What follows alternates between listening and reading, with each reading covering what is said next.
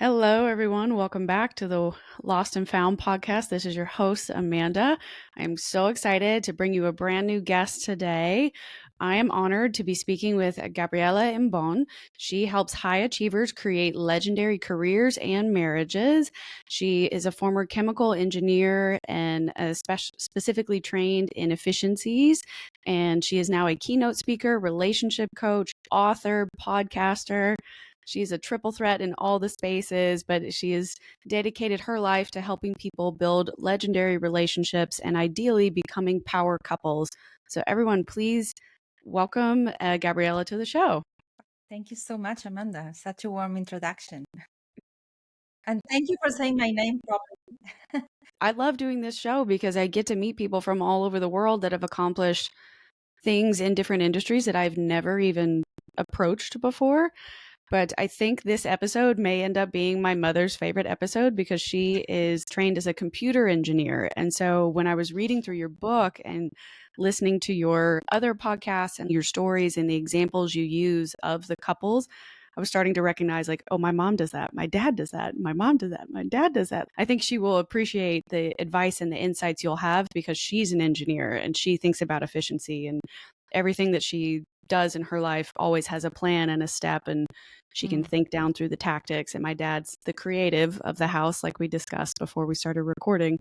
So he's very happy go lucky. He doesn't freak out all the time, and she'll have high pressure stress and be like, why is he not doing this thing? And he's like, we'll be okay, it's fine. And so I noticed those stories from you and your husband were just like, oh, it's clicking, that makes sense. But my parents will, I think in May it'll be 35 years that they've been together.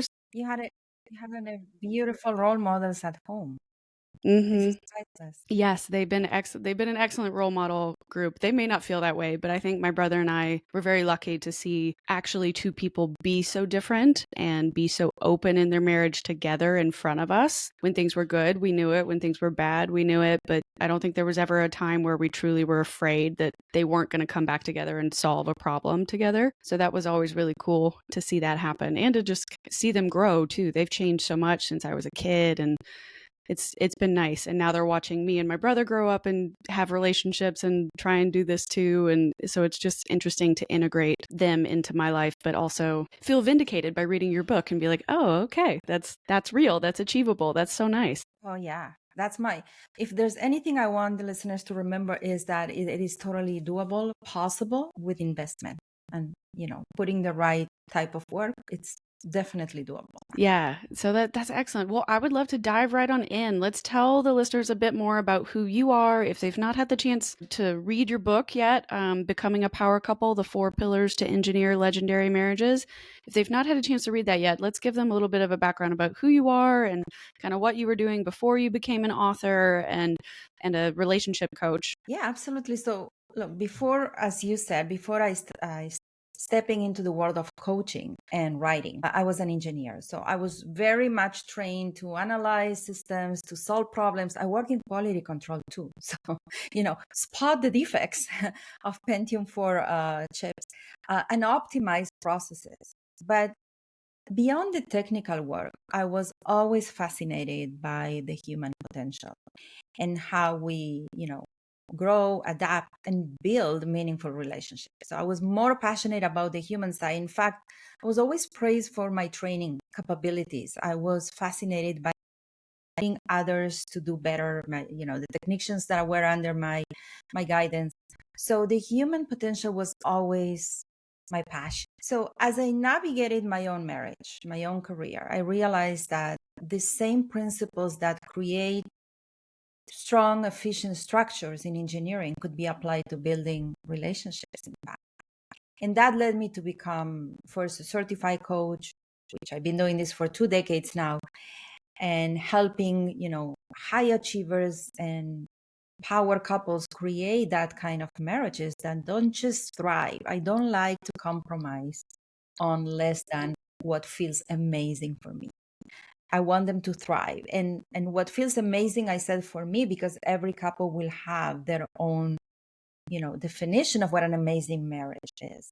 But everybody knows when they're compromising. So that's what we're trying to always avoid, to create a life of no regrets. Yeah, and I think a lot of people they want to say that they're going to live a life of no regret, but then having no regret means you also take risk, right? And you invest in something and you have a passion towards it. And if you got to be willing to put in some kind of effort to figure out if it's even a regret or not, right? So That's I right. think that's wonderful that you've found a way to utilize what you know your skill set is, but apply it to something that everyone deals with. Not everybody's an engineer, but everyone has personal or romantic relationships that can be built in a better way.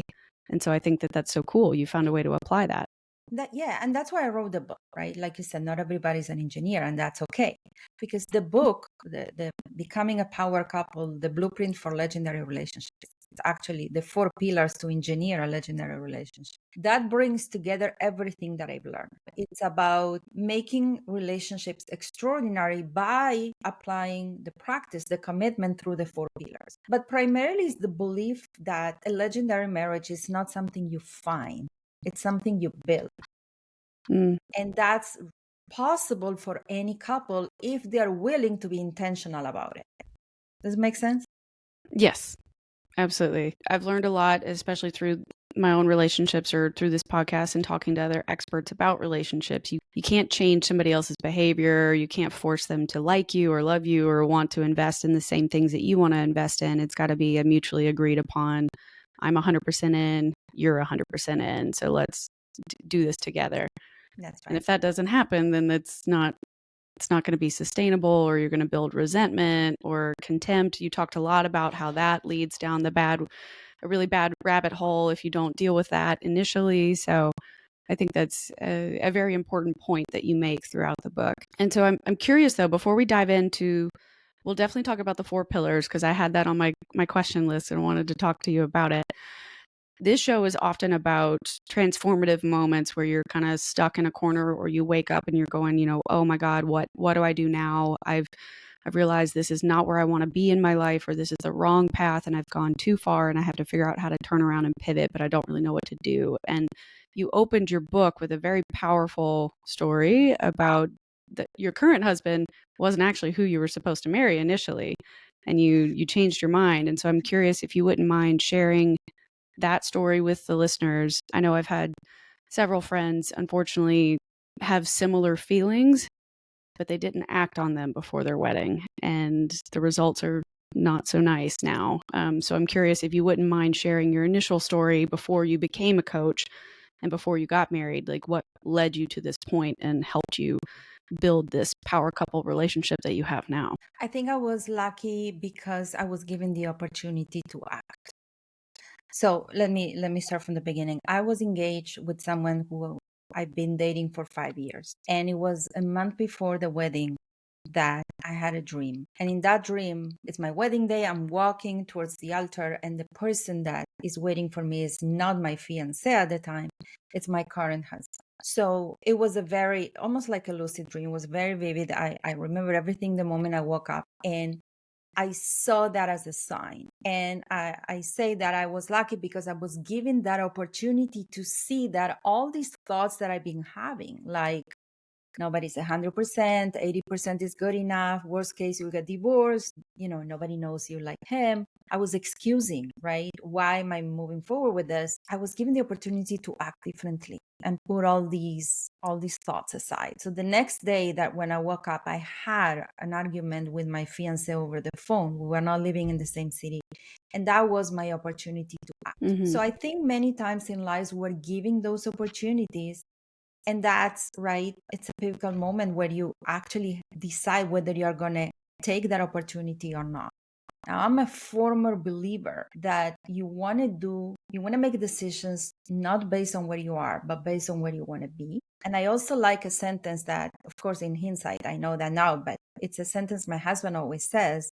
It's better to have a small explosion now than a bigger one later with bigger collateral damage. I didn't know that, or I haven't heard him say that yet, but I think unconsciously I knew that this Sure. is my moment. This is my opportunity to change my life. And yeah, and I need to The right take it, decision. right? Like if that dream is real, then I need to give it the chance to actually understand it and uncover why am I having that now at this moment in my life? Like it wouldn't have come to me if it didn't serve a purpose of some sort.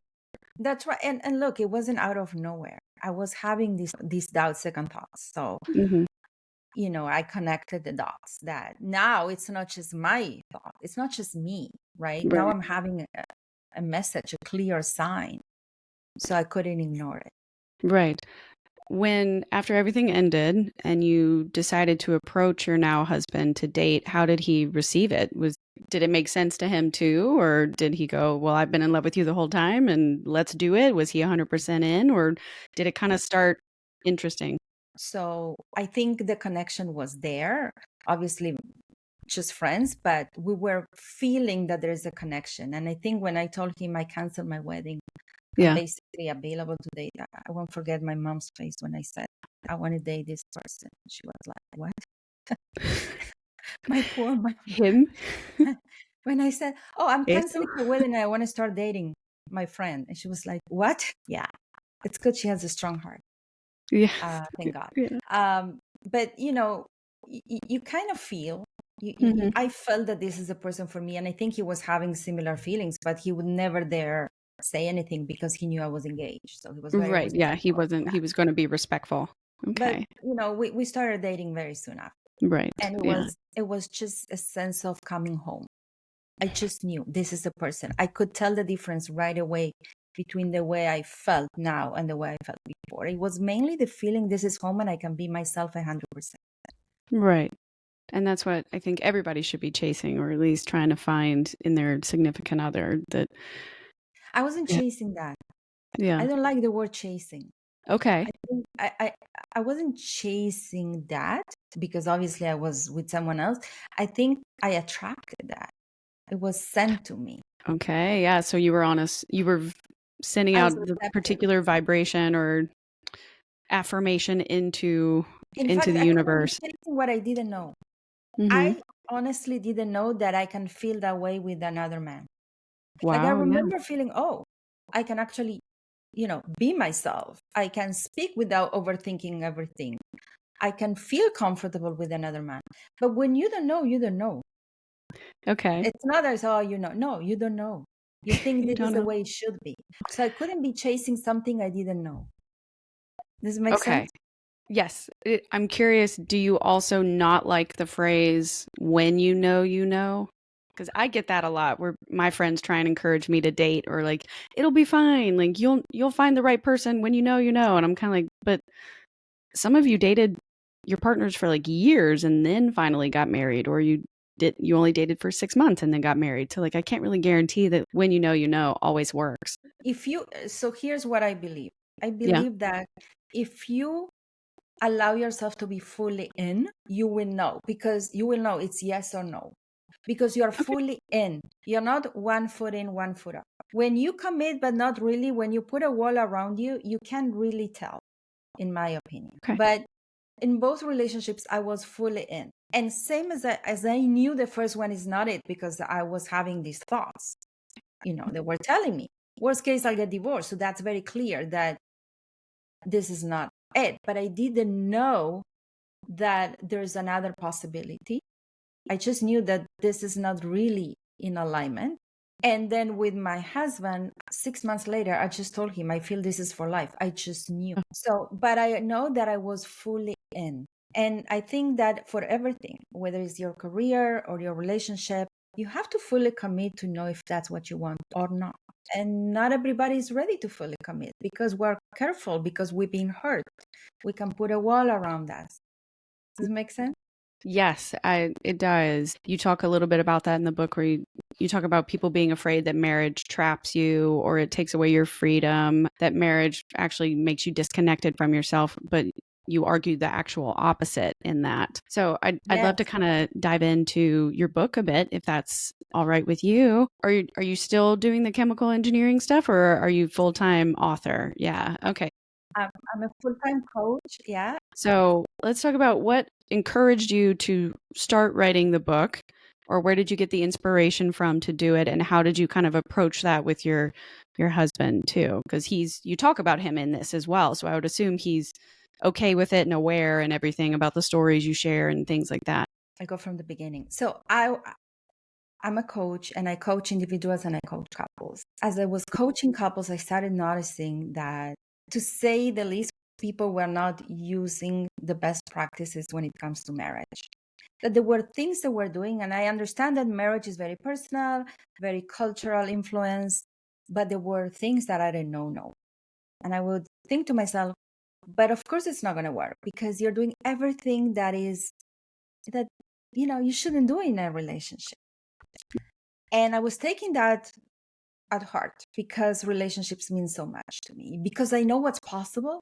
Mm-hmm. I truly believe in what's possible. I know what's possible when you apply yourself. It's not that our journey has been all roses, but we have worked through it. So I started having this desire to share knowledge, not just with my clients. Of course, I was sharing with my clients, but I want to impact more people and share what I know about marriage. So my first thought was, okay, let's do a YouTube channel together and talk about how we do marriage, best practices, how we run our family, our relationship, of course, without revealing too many private things. So we started with that, and we started recording in a studio. We found the studio, started recording. We were not happy, and we said we need a third person to interview us because I need to be asked the questions more than anything. And we found a third person, a woman I trust. She ended up being the editor of my book. And we started doing the podcast, and we did about, or YouTube channel, we did about 8 episodes together. And that was new for my husband. I'm used to being on camera and teaching and talking, but for him, he's not a coach. He has his own career path. It was new, but he kind of, I think, he went along with it. He wanted to make me happy, I guess. And he found value in that. But after the episodes, I told him, I feel this is not good. This is not it. I want to stop. And I said, but there must be a way for me to share this information. Now, the idea of writing a book has been in my mind for 2 years, but I had to try other things and course correct along the way to come to that divine timing when I said, that's it. I'm just going to write the book. And the moment I said that, it took 3 months to write the book. So there was evolution, there was progress there. And this is really what I believe, that everything is a process that we evolve into the final product. We start with a desire. The desire was a soul desire to share what I know about marriage and to help couples avoid the mistakes, the pitfalls that I was seeing with my own clients. But not everybody's my client, right? Of course. So how can I help more people? But it's not that I knew right away, okay, I'm going to write a book. Yes, it was there, but first I said, let's just do this YouTube channel. And I think this is important in life. We just need to start. And then the clarity and the path gets revealed as you're walking it. It never gets revealed when you're thinking in the starting line. So I'm a former believer that you don't need to figure it out to start. You actually need to start to then figure it out. And pretty much everything in my life has been that way. Yeah. I've had a few people kind of ask me, like, how did you get brave enough to start posting online or doing talking head style on your Instagram and things like that? And it's kind of like, I'm not, like, I don't feel good when I do it. Even now, I've been podcasting for a little over, I guess almost 2 years now. And I'm just now getting more comfortable with what I'm doing and how I speak or how I prepare or the research that I do on each guest and et cetera. But I'm not confident. I just know that I feel like my best self when I'm trying and slowly getting better or figuring it out. But you're right. If I had kept waiting for it to feel good or the perfect moment, I would have never done it. I would have never taken a risk on myself. And so I think I love that you said that, because that's just so crucial to any goal. Some listeners may not be authors, some listeners may not be podcasters either, but they have something in their life that they've been thinking about wanting to try, or they've been debating it in the back of their mind, or they've had ideas and written it down over and over again, but they just never pulled the trigger. So I'm so glad that you said that they don't need to wait. Your gift can grow and get better over time. It doesn't need to be perfect immediately. Totally. And in fact, the imposter syndrome is just a sign you're starting something new. And for some people, it takes, 10 episodes. For others, it might take 2 years. I actually also started my podcast. It's going to be 3 years ago, just because I was terrified. I said, I have to face this fear. I have to keep trying. I think that's wonderful that you didn't give it up completely. Maybe YouTube may have not been the right medium for you, but if podcasting and writing instead was better, then that's great, because you're still getting your information out there and you're not giving away or giving up a creative side of yourself. You're That's just right. channeling it in a different direction. So I think That's that's right. so crucial. I was super curious. You wrote a lot about a couple different things. I have so many questions. I really enjoyed reading this book. I'm not even Thank married, and I'm like, you. wow, I learned a lot. In the title, you talk about becoming a power couple, and I loved that you said power couple rather than just like power in a married couple, because you can be with your significant other, you can be engaged and still practice these items. You can be married for 30, 40, 50 years and start trying to become a power couple. So I love that it was a universal phrase. So I'm curious if you could explain to the listeners, what is a power couple and how do you become one? A power couple isn't just a pair of successful individuals, or it's not a couple that, that flies in private jets. That's not what I'm talking about, right? It's a couple that has learned how to intentionally build a relationship that their synergy fuels their growth, that deepens their connection, that amplifies their impact in the world. It's not a perfect couple also, but it's an aligned couple, aligned mentally, emotionally, strategically. They have a common vision, and they prioritize helping each other fulfill themselves personally, as a couple and as a family. So they don't just love each other, they actively support, they challenge, and they truly elevate one another. Almost like they see their marriage as this engineer partnership, and they're very intentional. They don't leave it to chance. So that's the way that I see a power couple. In very simple words, you feel that your partner is your best friend, your confidant, your partner in crime, your lover, the parent of your children. Mm. That's how it feels. Yes, it is possible to have. You don't have to be rich and super wealthy to be considered a power couple. I get like social media or pop culture might inc- use that phrase to describe those types of people, but that doesn't necessarily actually describe what's really happening privately in their relationship, I think. So I think that's very nice that you separated the two, that you can have it. It doesn't mean you have to do anything extraordinary, but you have to be intentional with your choices and is specifically intentionally choosing one another over and over again. In your book, you also say marriage is not something we are, it is something we do. And I would love it if you could explain to the listeners a little bit about why it's so important to view your marriage as a verb and not just a noun. Yeah, it's really at the heart of the book is the idea that marriage is not, as you said, something we are, is something we do, and that shifts, that mindset shifts the way we approach the relationship. Many people think marriage is a static state that you acquire on your wedding day, but the truth is that if you want to have a legendary marriage, it's not just about being husband and wife. It's about actively showing up for each other every day and being committed. And commitment has zero prerequisites. You don't need to feel the love to commit. You don't need to feel crazy about your spouse today to commit. In fact, you can be angry and still be committed. You can be upset and still do the right thing. So it's putting commitment towards the relationship above all. And that's the active, intentional commitment on a daily basis. And practically speaking, how do we commit on a daily basis? We do that through the practice of the 4 pillars that are described in the book. Yes, yeah. So let's break those down. You had them separated, which I liked it. It was pretty simple and it's straightforward. I think anybody could apply the specific template you created and the exercises you added at the end of each chapter. So let's talk about the me, the you, the our, and the we. Beautiful. So the me is the first pillar because, like we said, a power couple is made of true, strong, self-aware individuals. So me is all about personal responsibility, knowing who I am, what I value, what I bring to the relationship, but also what my negativity and triggers are. What do I need to do to work on myself rather than blame my partner or expect my partner to make me happy? There are a few key phrases in the book. You can outsource your happiness to your partner, and you can use your partner as a punching bag. So I think these 2 phrases say it all, what the me pillar is about. For example, when I did a career change, it was when I was 35. So we were married. Yeah, we were married 11 years.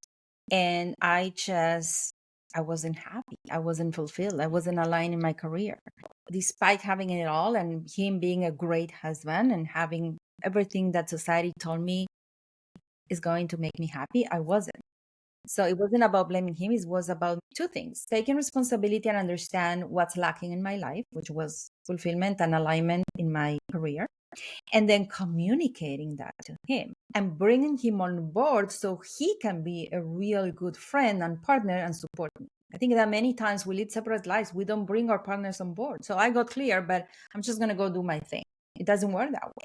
So that's the me pillar. The second one is mastering really the you, which is the deep understanding of your partner. Power couples seek to understand, not just to be understood, but to understand rather than to fix. They understand that, okay, you can fix things, but first you have to understand. So they communicate openly, they listen deeply, they learn each other's needs, triggers, and dreams. And learning each other's triggers is important, not because you're responsible for that, but because you want to make sure you don't step on those. So you want to be considerate. They don't assume they know each other. People change. We're not the same ones when we got married. So they ask, they respect each other's love language. They take that into consideration. It's all about respecting your partner, not trying to change your partner. It's about generosity, like truly coming from a place of giving without hidden agenda. And it's about the desire to know your partner deeper and never assume that you know everything that there is to know about that. That's actually a huge deal breaker. So that's the you. It's all about your partner. The me is about me, the you is about your partner, the other person. And then the last two pillars are about the couple. So Yes. the third one is the hour. And the hour pillar is pretty much treating the relationship like a thriving business. I really like asking my clients sometimes, those who have businesses, I will ask them, if your relationship was your business, would it succeed or not? If you would run your business like you run your relationship, that's the right way. If you would run your business like you run your relationship, would it succeed or fail? And I think that's Mm-hmm. a deep question for people to realize how we treat our marriage or our relationship. Businesses succeed because there's a clear vision, there's structure, there's accountability, and relationships are no different. So power couples run their relationship as a business with two shareholders. They set goals, they have a regular check-ins, they invest in their connection. They have what we call the 3 C's: communication, coordination, and collaboration. And then the fourth pillar, which of course needs the other three to actually be present, is the us. And the us is that union, that sacred union. Is that spiritual, emotional, or physical bond or intimacy. Okay. So it's about that deep intimacy on every level. And power couples prioritize emotional safety and passionate connection. They don't stop dating each other. They don't stop learning about each other. They don't take each other for granted, and they make space for intimacy. So as we said, it's all about being intentional. So it's not saying, well, it doesn't happen spontaneously like it did in the beginning of the relationship, so it's probably not there anymore. No, they actually cultivate that intentionally, make space in their life for it. So me, you, ours, and Mm-hmm. us. I loved that you, in one of the sections, you also included when you're trying to connect with each other and better, I think it was the you pillar, trying to better connect to your partner and understand who they are. You actually provided a list of questions that you could ask that are kind of open-ended, just to kind of see what they think about or what they're creative about, or if they had a dream or a vision that maybe you hadn't heard before. There was a unique way to ask the question that made it approachable and fun and not accusatory, as if, oh, you're not telling me everything about yourself, like you're holding anything back, kind of a thing. It's not that. It's just an opportunity to, maybe you've been together the 7, 10, 12, however many years, and you're kind of like, all right, I think I know everything. And it was a good way to have an icebreaker to go, oh no, I guess I don't. That's cool, or that's funny, or I never knew you thought that way. We can never know because we're changing. We're always changing. As we are maturing, as our hormones change, we are changing. Our priorities change. Maybe not our core values, but the rest do change. You know what my husband told me yesterday? I was blown. actually, that shocked me completely. We were talking about the children. We have three, 16, 18, and 23. And he said, today when I look at them, I regret we didn't have more. And I was like, what? My They have goodness. to come out of me, right? You're like, I was happy with three. Three was good. He says, as I'm aging, I'm starting to feel that. And of course, he says, not just, yes, it's you have to give birth to them, but we have to raise them. We have to have the means to raise them well. But I was like, I would never, if you would ask me, I've been with him for 30 years, 27 married. If you would ask if he ever regretted not having more children or would say that, I would absolutely say there's no way he's going to say that. No way. So that was such a revealing moment. He shocked me. And we've been married for so many years, and he said that. We were having supper, and at a certain point, after we finished, the kids left, and we just stay and talk. And he said that. I was shocked. So we're always changing. Yeah. I liked that you talk about that too, that after dinner conversations are actually some of the best ways to kind of calm down from the night or the day and reconnect with each other, when you have alone time like that, because it's hard to do when you do have kids, right? And you probably created a safe space or a happy, welcoming space where he could sit in his thoughts and think about how he really felt and be nostalgic and say that out loud and not feel judged for what you might think he had just said, Yeah. We feel very safe with each other to share what's in our heart. And the kids they're older now, so it's not about that. That challenge to describe was when they were younger, but at this point they're older. They also they clean up their plates, put everything there. But it was late and we were tired, but we usually have conversations after. We're not rushing to get up, also because we're tired at the end of the day, so we kind of take that as an opportunity to unwind. And sometimes one will say, are you making tea? Am I making tea? And so, yeah, but yesterday was something. I have to tell you what he said. That's funny. I like that. I'm curious for the four pillars. Have you noticed if there is a pillar that people get wrong or they might be doing incorrectly, or maybe they just misunderstood? They think they know that what they're doing and really they're doing it the wrong way, but they don't really realize it. Is there one of the four pillars have more trouble than usual? Yeah, absolutely. I would say it's the hour pillar. Okay. It's the hour pillar because we live in such a busy, fast-paced world. And the hour pillar, it's all about communication, collaboration, coordination, and having a common vision and having those moments where it's the way you run the business. So I find that most people lead separate lives. They don't manage the relationship together because they feel they have no time. Everybody keeps going full, putting all, hustling, but there is that lack of share of running this together, the lack of support. So I would say that's the one that suffers the most, I would say, because again, we get busy, career, Mm-hmm. kids, responsibilities, routines take over, and we stop being intentional about managing our relationships as a team. And the Sure. problem with that is that if we don't feel we are a team, we start feeling that we're leading separate lives. We start feeling that we are two different teams, we are apart. And then we start breaking that deep connection and bond of trust. And then solving problems, finding time for intimacy when you don't feel you are in the same team becomes more challenging. We also stop dreaming together. You go more into survival mode. And the practice of the hour pillar, it's not just about running your life together and being a team. It's avoiding that survival feeling and being able to have conversations and dreams and, talk about the future and your goals and priorities, not just find yourself in the rat race. Right.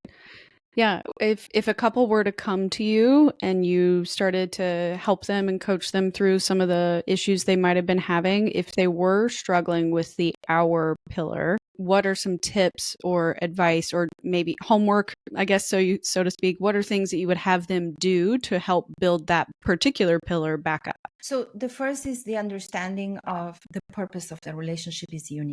And we will talk about how important it is to run the mindset first, the mindset shift about working together towards a common goal, and stop fixing problems, start understanding. One of the biggest mistakes couples make is trying to fix each other instead of understanding each other. Yeah. Right. So that breaks the bond of trust. when your partner shares something, is about, rather than trying to correct or defend yourself, is trying to understand, hear them, listen, and validate them. So we will talk about the mindset shifts that are needed, and then we're going to prioritize presence and the right rituals. Actually, start doing the rituals, the morning rituals, the evening check-ins, the weekly dates. We have weekly date night, that's to connect. But then Okay. we have the weekly planning meeting.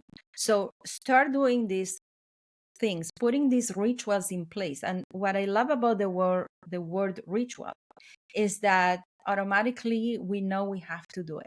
It's like the ritual of brushing your teeth every morning. You don't think whether you should do it. You don't think if you feel like doing, you just do it. And when people say, oh, we don't have time, we don't feel like it, just do it. You don't need to feel something to do it. Your feelings are one thing, the actions are another thing. Just do this thing and start seeing the difference. And when we get couples to commit to do these things, and then we start seeing that they start connecting back, we start reigniting that connection, then we can work deeper on what's missing in the relationship, whether it's intimacy, friendship, there's resentment that needs to be resolved. The rituals are the commitments to do what you need to do, but it also says to the relationship, this is important. They create predictable moments of connection, and they create safety and consistency. And when there's safety and consistency, I feel I can trust you. Even during stressful times, even when I don't feel like it, even when I have the worst day ever.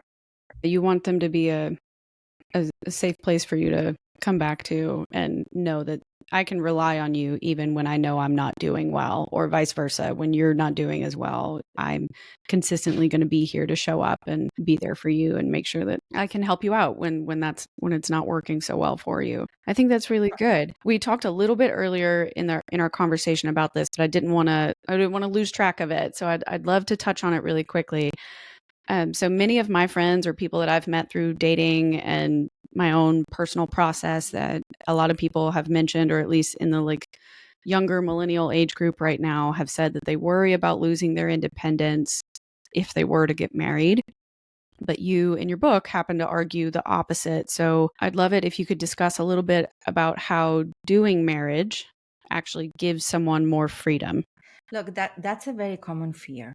Okay, it's a popular belief, a common fear, and I completely understand why people feel that way. I think people feel that way because it's been a long time since we've done marriage properly and we've been fully committed. But the truth is that when marriage is done right, when you are fully in, as we were talking before, it doesn't take away marriage or committed relationships don't take away your freedom.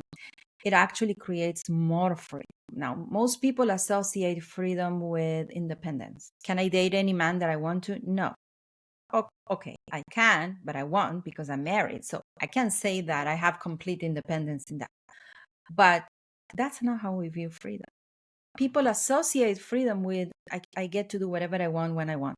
I don't want to do whatever I want when I want. I don't think I'll be the person that I am if I had that mentality.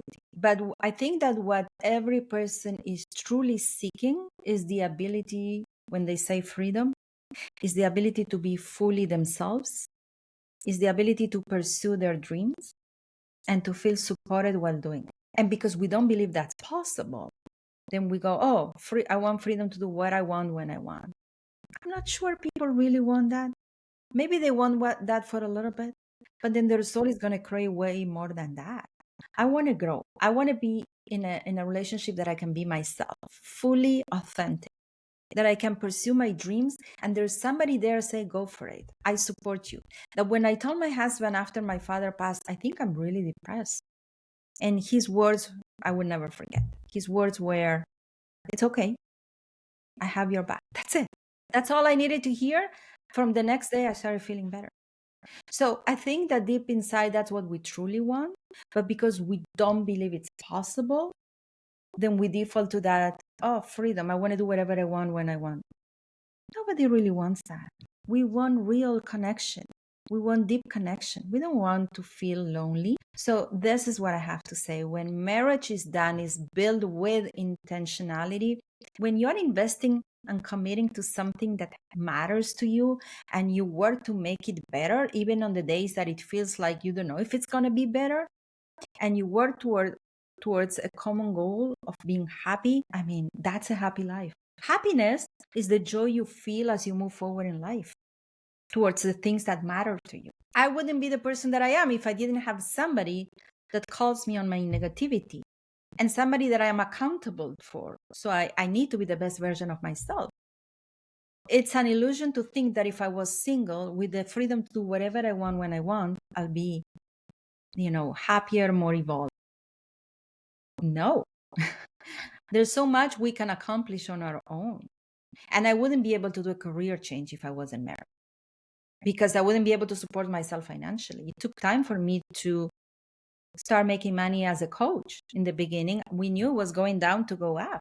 But because I'm married and I have somebody who supported me, it was possible. Right. You could pursue your dream because he was willing to take over a little more of the financial burden until you got back up. Yeah. We've done that for each other many times. We are always pivoting, and we're always doing, and okay, it's fine because we have that safety net, which is us. We are our own safety net. That's what I would say. Mm-hmm. No, I'm really glad that you brought up that, yes, people conflate how they define freedom and how they define independence. And if you try and bring the two together, you're not necessarily getting both, even if you think you are. So by staying single out of fear, more often than not, there's no guarantee that you will actually accomplish what you think you would have accomplished on your own versus how much you could accomplish if you were with the right supportive partner. Because I think that, okay, I'm single and I can do whatever I want whenever I want, but that the motivation may never be there. It may never show up. I may never actually pivot that career. I may never actually move to that other city. I may never actually believe in my dream enough to try it as a single individual, but theoretically I'm dating someone that's supportive and kind and encouraging, and they're also ambitious. I could look at them and go, wow, they're pursuing something really cool and it makes them happy to pursue their dream. Maybe I should try mine. That's right. Not to mention that freedom is also, we feel free when we break free from our own negativity and we heal our own wounds, right? So, I mean, you need somebody to bring up your own negativity. Part of the purpose of my husband is, yes, to elevate my positive qualities, but also to show me where I need to change and work on myself. If I'm alone and nobody triggers me, how am I supposed to evolve? Right. How do I learn that lesson? People Yeah. say I want to be humble, so I'm not pursuing success because I want to stay humble. That's not humility. You are staying humble because you have nothing triggering your ego. But if you want to really be humble, pursue all the success in the world, and then when you are at the top and you start to feel that you're getting in your head and your ego is starting to get in his head, now work on humility. So Right. working on ourselves when nobody triggers us is an illusion. Well, I think it's a life not lived, right? If you're never taking a risk or you're never figuring out what does make you uncomfortable and then growing from that space, you lose the opportunity to figure out who you are, right? And if you don't really know who you are, how are you going to be a successful me pillar in that relationship? It's okay if you don't want to do as much as your partner is doing, but I think it has to come from a place of understanding that that's who you are and that's what you want, not out of I'm too afraid to try this because I think my partner would make fun of me or not support me, or I worry about what other people are going to think. And at the end of the day, it shouldn't matter if that's what makes you happy. But it's so scary. It's easier said than done, though. So you've been giving us so much good relationship advice so far in this episode, but I'm curious, what was the best relationship advice you ever received? The best relationship advice I ever received came from my mom, but I know she also received it from her mom. And there were three things my mom told me when I got married. One, never leave the bedroom. Arguments will happen. Don't sleep on the couch. Don't sleep somewhere else. Okay? The bedroom is the sanctuary of the marriage. So if you leave the bedroom, you're basically leaving the marriage. And I write that in the book. So that's one. Then she said, never speak badly about your husband's family. Even if he is upset at his parents, he's he's venting, don't join the party. Don't speak badly about them. At the end of the day, these are his parents or his family. So don't put your spouse between you and them. Okay. So that can turn, can turn the relationship apart or break the loyalty. So you don't want that. And the third thing she said to me was never talk badly about your husband to others. Protect his reputation. Sometimes we feel like venting. Okay, we're upset, we are frustrated with our husband. We feel like venting to friends or families about our spouse. And that can feel, cathartic in the moment. You can feel the relief. But it will damage trust and respect in the long run because people will always remember what you said. And even if he changed, they will remember that. So never do that. Protect their reputation no matter what.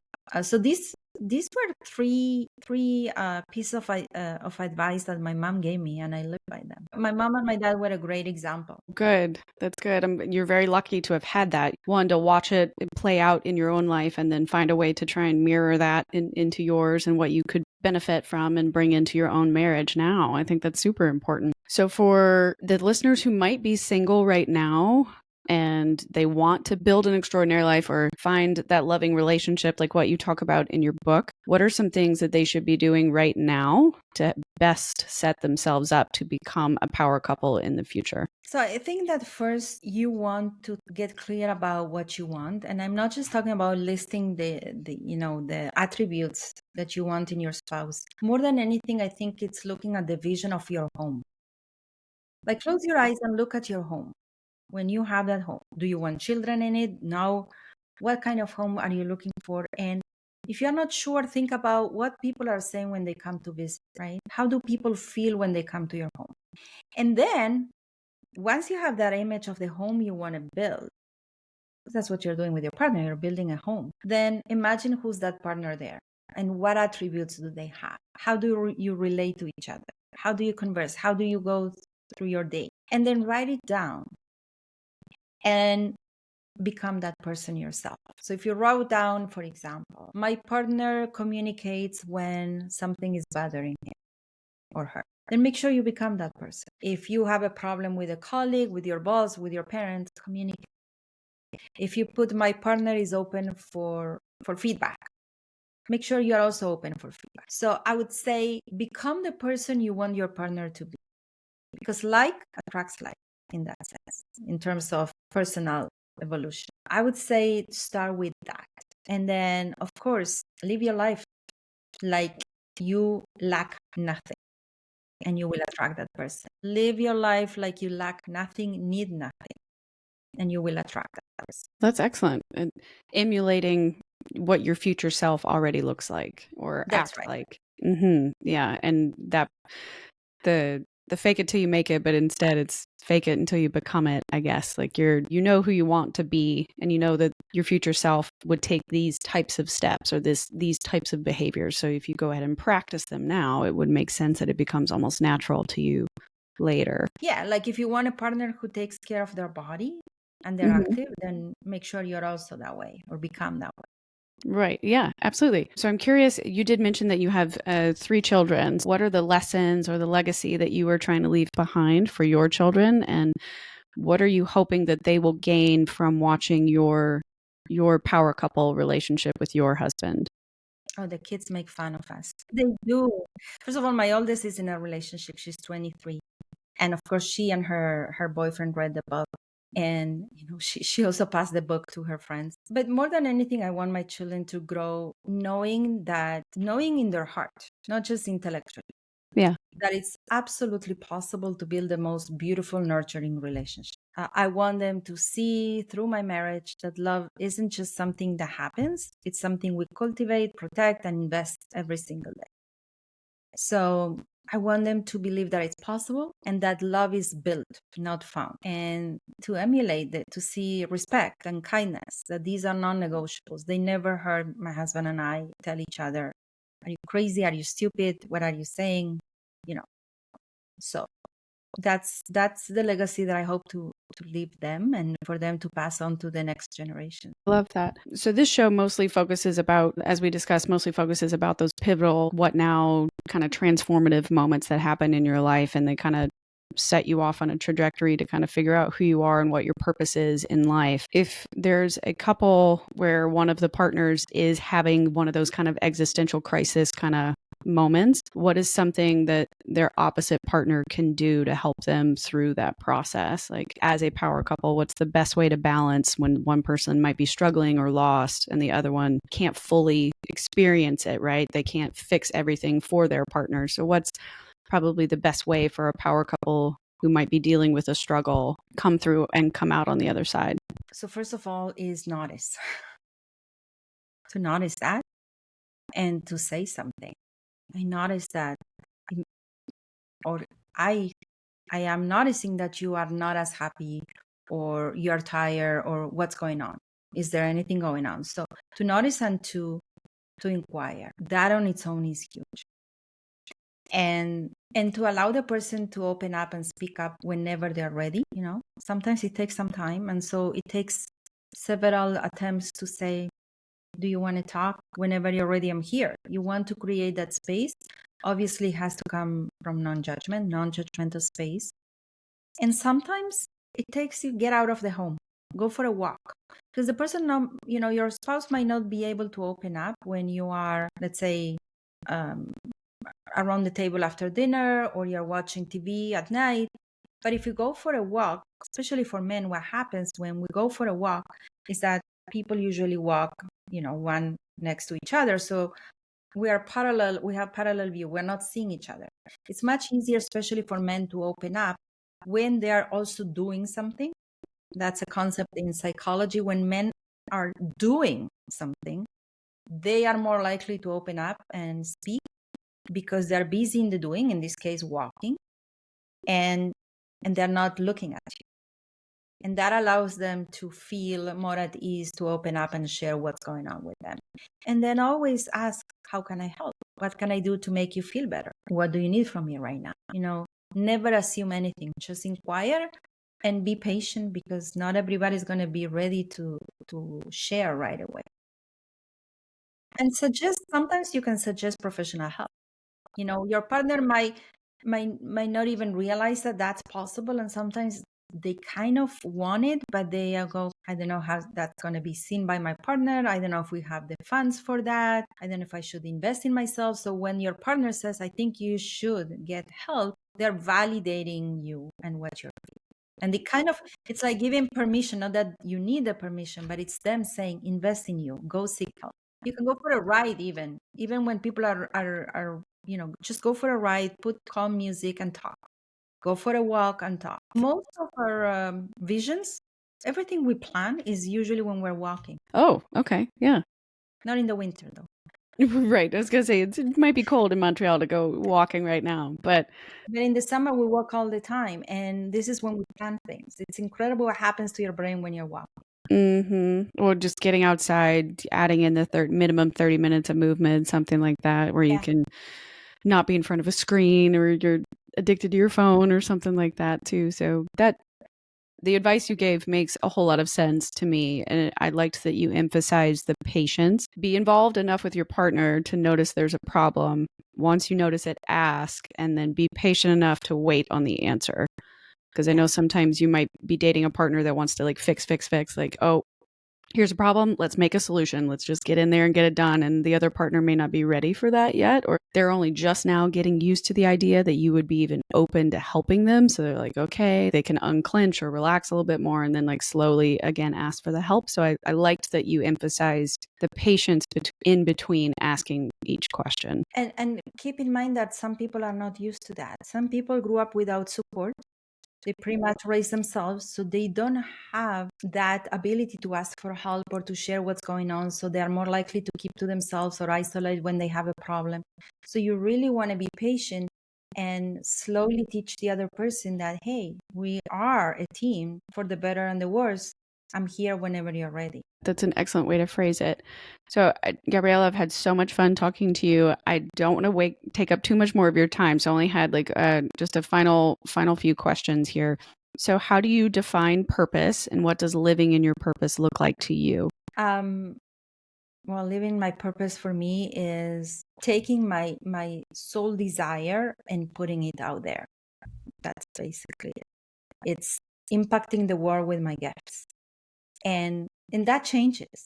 It's not the same that it was when I started as a coach. We are always changing. So living in my purpose it's a very dynamic process.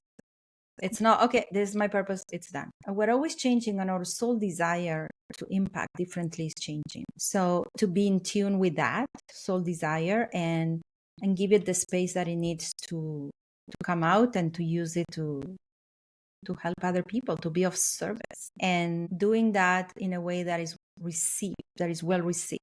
I define success as a combination of purpose, that I'm putting out there what I want to put out there, what I feel like I'm called to put out there, what I feel like God gave me so I can put out there. Sure. But also that people see the value of that. They're receiving that. In other words, they're willing to pay for that. And then that I have the health and the family to share all these purpose with. Yeah, hard to enjoy being successful if you have nobody else to share in that wealth, even that metaphorical wealth of whatever it is that you've cultivated. Yeah, that absolutely makes sense. And then if you could give yourself advice 10 years ago, what would it be? It would be, don't work so hard, stop the hustle, and allow the creator to support you and help you. I like that. And that's hard too right now, because the economy won't let us stop hustling, right?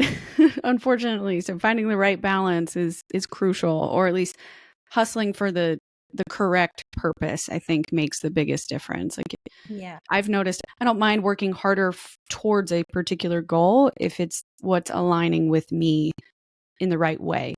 If I'm working really hard on something and I'm getting nowhere, or the promotion never comes, or the crucial feedback I would need to grow never actually comes to fruition, like, it's kind of hard to have that same motivation and momentum to keep going down a path. This isn't working anymore, and how do I find the right thing that will work? So I love that. That's good. Gabriela, thank you so much for coming on the show. I've had such a great time chatting with you and learning more about how to build, legendary relationships and a healthy marriage for the future. What would you like to promote? Let everybody know how to find you, where they can get your book if they want to work with you or do some coaching or therapy options. What's the best way to contact you? Yeah. So first of all, if they want to read the prologue of the book for free, they can download it at becomingapowercouple.net. Okay. And the book is available on Amazon. And I'm available for relationship coaching at gabrielaembon.com. We are soon also launching a package. It's called the pre-marriage package, to set couples up for success, including understanding who they are, their human design, their soul blueprint, and then how they use all this awareness and implement the 4 pillars. So we're going to have that as a service as well. But really, everything is going to be listed in gabrielaembon.com. I'm also on social platforms. Excellent. Everyone, I will make sure that I put all of Gabriela's information in the show notes. You can find her there. Please reach out to her if you have any extra questions or insights, or you would love to grab a copy of the book. Make sure to do so. I promise it's an excellent read, and it's fun. Even if you're not married, you will learn a lot. So I absolutely appreciate you sending me a copy. So thank you again for doing that. And you guys know the drill. Like, subscribe, leave a review. We appreciate those 5 stars. Anytime you share the show, it helps us grow and spread our message to more and more people. So I wouldn't be able to do this without you and without your support. So I appreciate every single one of you. And remember, we'll catch you next week. Wanderers are always welcome.